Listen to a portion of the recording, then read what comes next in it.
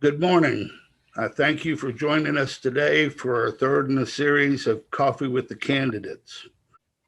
I'm Eldon Callen, General Counsel and Vice President for Government Affairs for the Morgantown Area Partnership. The partnership is a public-private alliance for the betterment of the economic and business and community development of Monongalia County and the greater Morgantown area.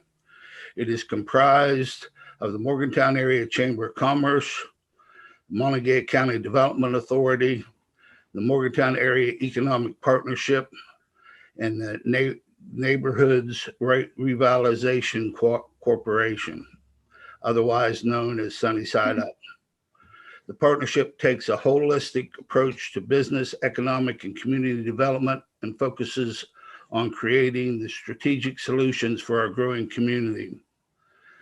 As an organization combined of both public and private partnerships, we do not endorse candidates. However, we do focus strongly on many policies and issues that are important to our members.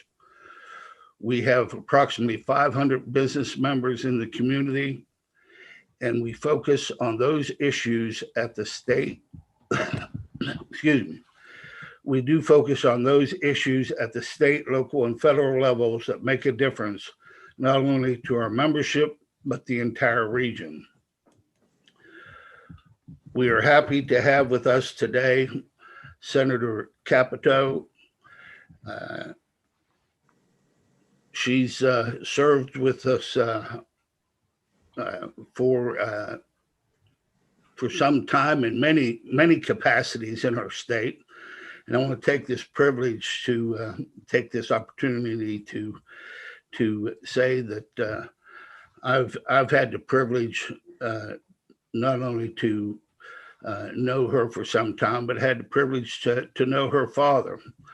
During my time at the mine workers, I first met her father when back in 1969, when I was with my father with the mine workers when he signed the first black lung legislation. Yeah.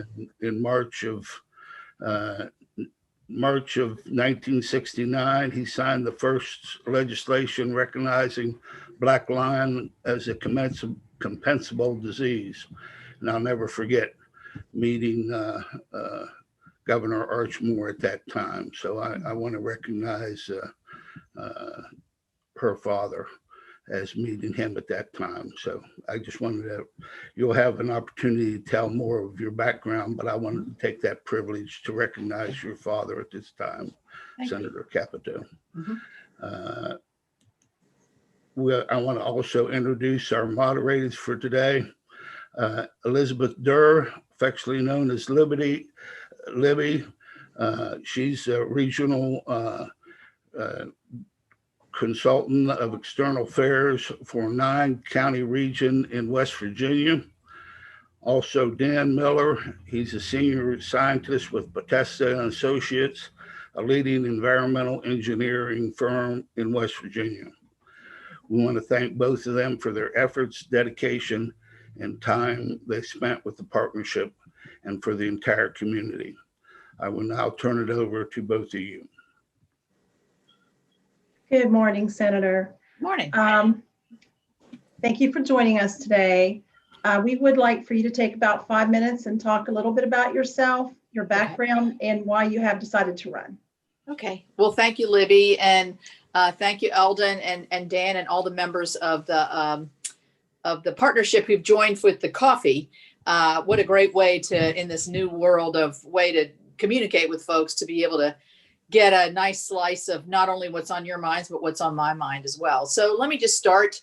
I was born in Glendale, West Virginia, which is in the Northern Panhandle, pretty much raised there. But I was raised in a political family, as Eldon mentioned, and I'm very proud of many of the things that my father did. Certainly signing that black lung legislation in 1969 was critical. He was obviously surrounded a lot in the Marshall County area and the Ohio County area with a lot of coal mining families. And I think as a young boy, probably understood very well how difficult those jobs are and what kind of health ramifications they had. So glad to know we've come full circle, and now you and I are speaking, and so thank you for that memory. I then relocated to Charleston when my father became the governor, and ended up graduating from college and and coming back to Charleston, marrying my now husband of 44 years, Shelley Capito, who's a native Charlestonian, West Virginian, and we've raised our 3 children there. And we now have 7 grandchildren, 2 of which live in the Kanawha Valley with us, and the other 5, unfortunately, live outside the state, which is what we find a lot of our families. In 1996, I decided that I really wanted to get involved in making our state better. I ran for the House of Delegates in Kanawha County. I won by a hair on my chinny chin. And then I decided in 2000, when Bob Wise decided to run for governor, that I would try to take my service to a higher level in Washington. Again, winning by a very small margin, but served there for 14 years. And then in 2014, ran for the Senate. Senator Rockefeller retired from that seat. What's been, I think, terrific about the Senate for me is I've gotten to represent Morgantown, which I did not in my congressional district. I grew up spending a lot of time in Morgantown because my parents both are West Virginia University graduates, and they always told me growing up that it was the best 4 years of their lives. And I think about that now when I think about what the students are trying to focus on, whether they're going to be in class, out of class, at home, quarantine, whatever. I think, wow, we're taking a slice of those, what my parents always told me were the best 4 years of their lives. So, and they had a good life. So if those 4 years were the best for them, now those were unbelievable for them right after World War II. So I focused on a lot of areas, and I'm going to just be brief. I'm on appropriations, where I chair Homeland Security, which is TSA, Coast Guard, Border Patrol. It's the Wall. It's Secret Service, FEMA, which has, I think, been very helpful. So I'm very well placed on appropriations, I think, to help the state. I've worked with the transportation folks and have been successful in securing grants and loans and things to help increase our not just broadband deployability, but also our transportation sectors. And then I'm also on commerce. I got onto commerce because I wanted to focus on this broadband issue.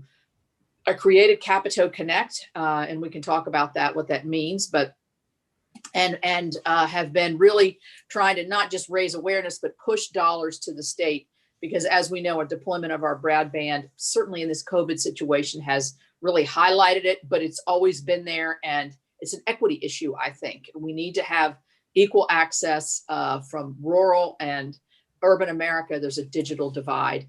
And I'm also on the Environment and Public Works Committee, where I chair transportation and infrastructure. I've taken a particular interest in water for several reasons, really, but clean drinking water has been one of the areas that I've focused on, to make sure that we have systems that are working, to make sure that we identify chemicals that are in the water and that could be harmful, potentially harmful, but we're also moving towards identifying that and making sure that we have the best science available, and that we're being aggressive with it. And also from the workforce development issue, we have a lot of our small water systems, certainly in Mon County as well, where our water infrastructure workers are cycling out and retiring. And so I'm working with Senator Booker from New Jersey on that. I would say lastly that you should be really proud of your region and your area. It is very uplifting always to come to Morgantown, to see the energy, the brain power, the innovation, and the entrepreneurship that's happening in and around Morgantown. I mean, every time I'm there, it changes. And every time I'm there, I've just become so proud of the pod of development and the forward-looking vision that really emanates from the university, but also from the community in a much greater sense. So for somebody who travels the entire state quite frequently, you are a joy to visit, and also a great way to get great ideas to help other communities throughout the state. So I'll stop there, and certainly Libby or Dan, or any other questions that we might have, we can get into. Thank you. Thanks for the opportunity. Thank you. Thank you so much. Thank you for sharing all of that good information with us. And Senator, Dan and I will go ahead and ask some questions. Okay. Just a reminder, for the time, we're trying to keep the answers to 2 minutes. Will do. I'll try to shorten it up. Okay. And being a native West Virginian myself, I know that there's many wonderful things that work for us. And people have a great work ethic. Nobody here is afraid to work. We have a lot of people that start their own business. They work with big business. We just have wonderful people here. We have an amazing history, and we want to continue to have an amazing history. However, some traditional industry in West Virginia is waning or going by the wayside, including in Mon County. We have mines in the western end of the county that have either ceased production or have greatly diminished production. And my question is, how do you propose that West Virginia diversify its economy, and what specifically would you do to help diversify and grow the economy in northern West Virginia? Okay, thank you. Well, first of all, I want to say, especially since Eldon's history with the UMW, one of the best things I think we were able to get across the finish line here in Washington was to secure the pensions and health benefits of our UMW miners, and that's particularly appropriate in northern West Virginia. So I think as the business has transitioned, and we've had so many bankruptcies, that's been very important to sustain those retired and elderly miners to have their health and pension benefits. So that was key.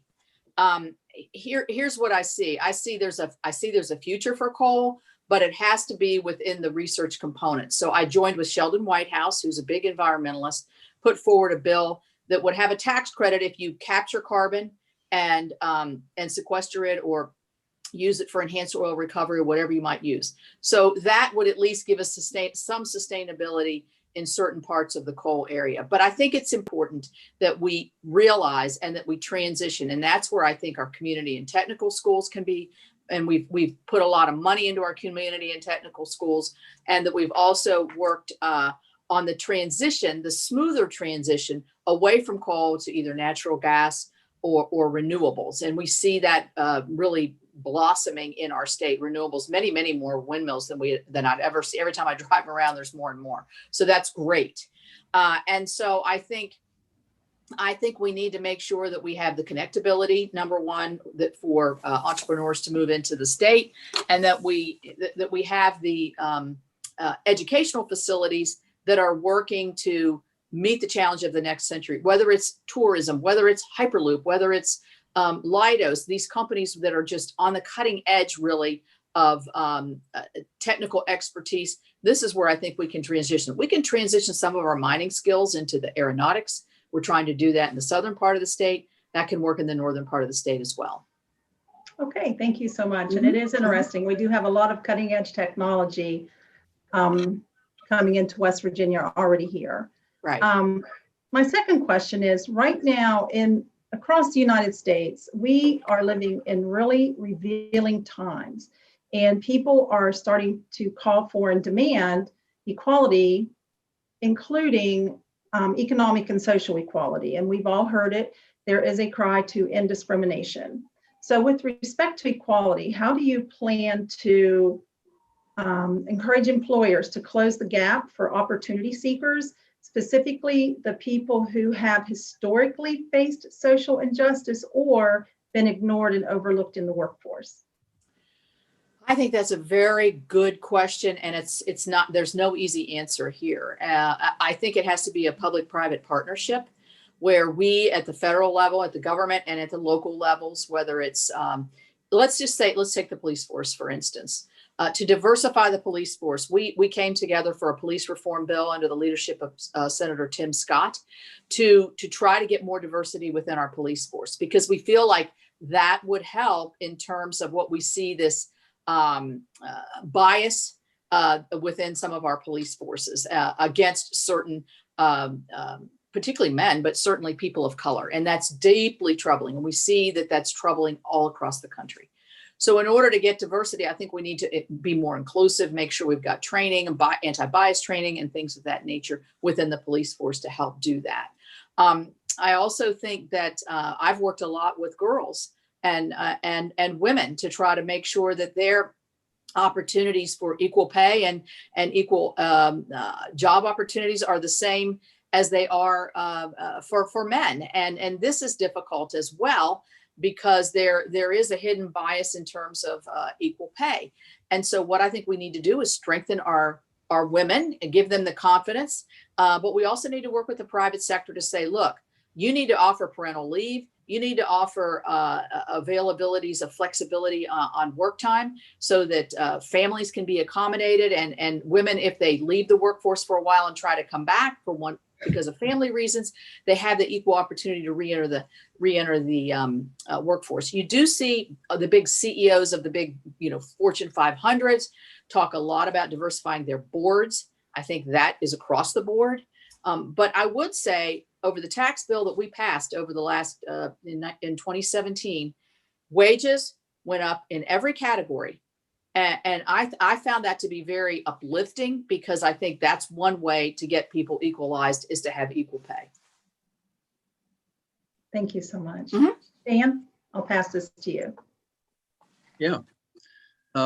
Senator Capito, I'm a recipient of your Capito Connect, and I enjoy it. I read it, and you touched on that, as well as your position in the commerce area to improve the broadband.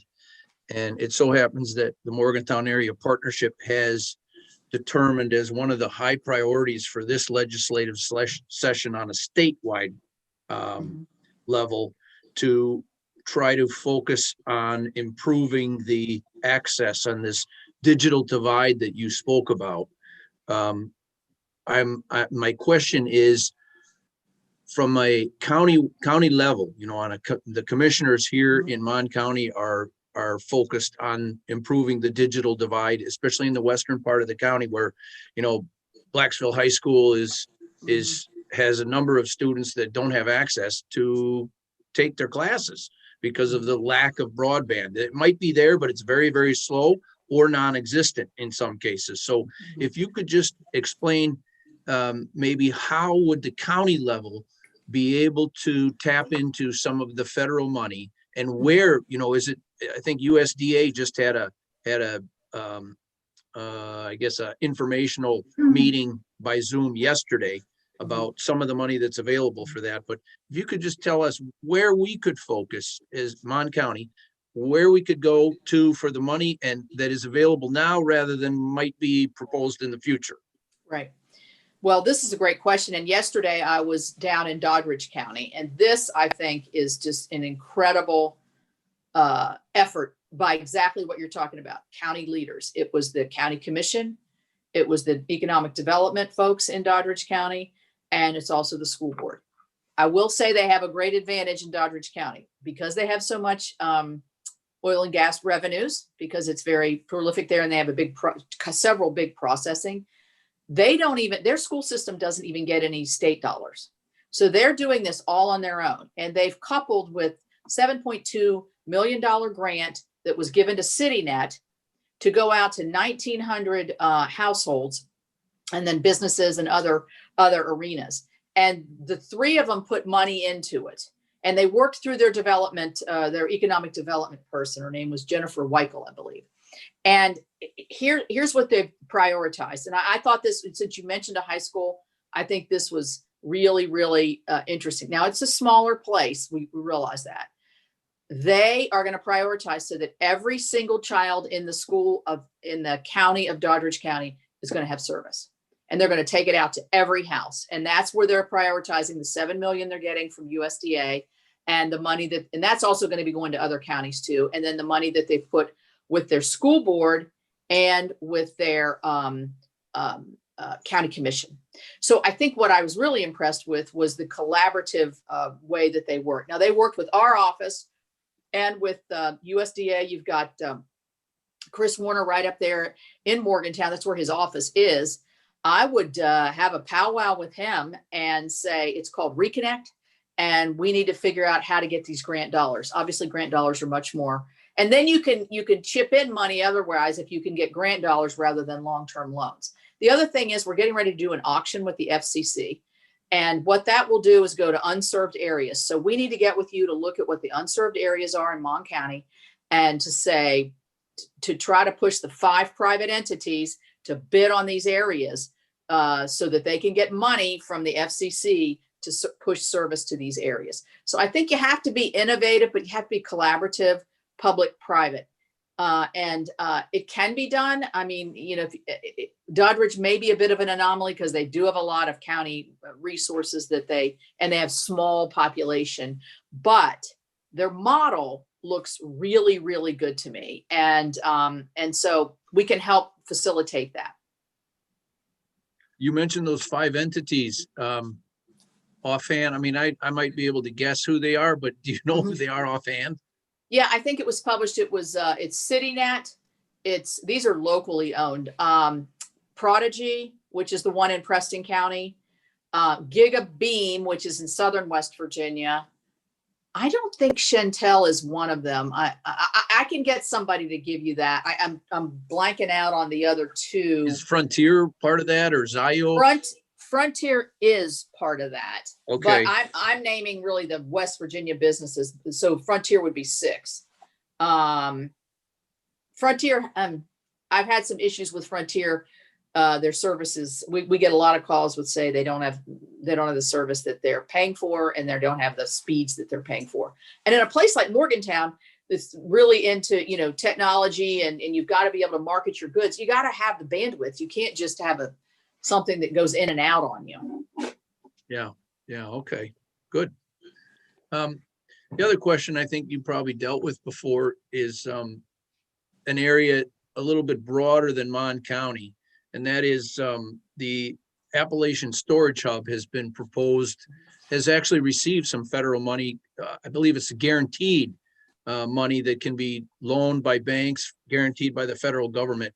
How is that progressing in the northern panhandle? That's really where the geological formations have been determined to be able to store the large volumes of liquid gas that is used to keep those cracker plants operating 24/7. How is that progressing in Washington to get that underground storage hub as kind of a national security, a second area in the event that a hurricane takes out Texas? Right. And I am a big proponent of the Appalachian Storage Hub and believe in its value. And we had the department when Rick Perry was head of this Department of Energy. He came into Morgantown to the National Energy Technology Lab to Nettle. We talked about this, and he's the one who helped push this guarantee through for us with others, you know, pulling. And the nice thing about this, there's no political divide here. We're all on the same page here, whether it's me or Senator Manchin or Congressman McKinley. This is a joint effort, but it also is a regional effort. Quite honestly, Dan, everything's stalled out. You know, the price of natural gas, as you probably know, is just tanked. The economy, with the downturn in the economy, with COVID and everything has just been on hold.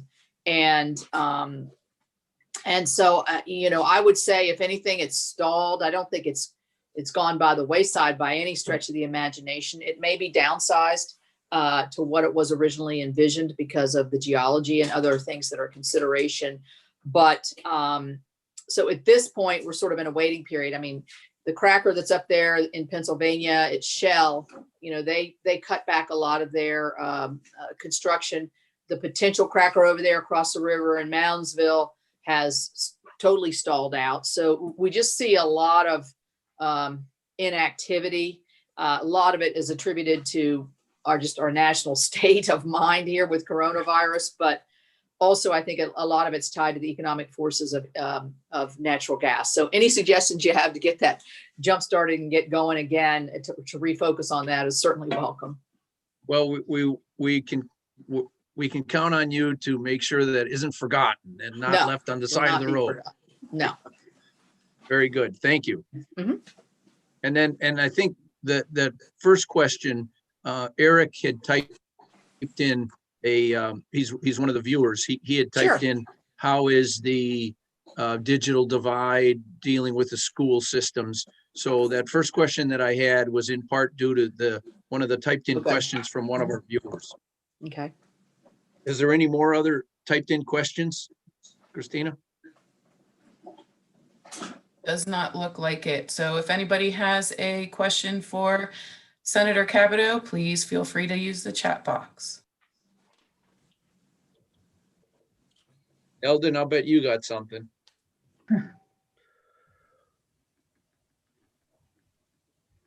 Oh, I believe that pretty much wraps up the questions. I think there's always something that our guest has that she has not had an opportunity to cover. Is there something, Senator Capito, that maybe you'd like to cover that you haven't had a chance to cover? Yeah, one of the things, or two things really, that are, I think, very much targeted to your region. First of all, the airport in Morgantown. I spent some time there several weeks ago talking about the plans, talking about trying to elongate the runway. We're trying to work with the leaders there. I think you've got a good plan, but good plans take a lot of money, and that's moving a lot of dirt as well. I mean, understanding the constraints of Morgantown sometimes, because it's kind of building out beyond itself. So when in the 40s, the campus was right down there. So as it grows, it really makes it more and more difficult for expansion. So we are working with the leaders on the airport. The other thing that I've worked with and that I'm really excited about is what's going on at the university in terms of research. I had NIH researchers coming in because I'm on that subcommittee in appropriations to talk about aging. It's a particular interest to me. Both my parents died from Alzheimer's, really, really tough. I am just amazed to see what you're doing in that particular space. But we're also trying to get as many research dollars into the universities and the collaborative effort that WVU has with Marshall and the other schools. Because I think if you look at the way Pittsburgh transitioned when it really hit the skids with the steel industry, the transition really was led by the universities, by Carnegie Mellon and Pitt. And so this is where I think the vision is. So that big Hyperloop announcement that came through, obviously WVU played a major role, but we've already had calls into our office saying, we can manufacture the steel for this. These are West Virginia companies. So it's an exciting prospect. And so we want to do whatever we can to keep those research dollars and increasing those research dollars, because in my mind, that's when going to keep more younger people and more younger earners in our state. So I just appreciate the opportunity to represent your area, but also to talk to you about the future, because it's always talking about the future when you're in Morgantown. So thank you for that. The Rockefeller Institute that you had mentioned, that there's some really good information or research coming out of there. I'm sure you're aware of the breakthrough that they had on that blood-brain barrier, that temporarily they can open that and let larger molecules in to help with Alzheimer's. Right. Yeah. I've talked to Dr. Razai about that. Yeah. Yeah. Very good stuff. So I hope that continues too. I do too, for my sake. Yeah. For all of ours. I know. We very much appreciate that, Senator, and we appreciate all your work. We just got one quick question here. This is the type of question that went to Judge Barrett in her recent testimony, but we'll go ahead and ask this question from Josh. What is the last book you read or would recommend?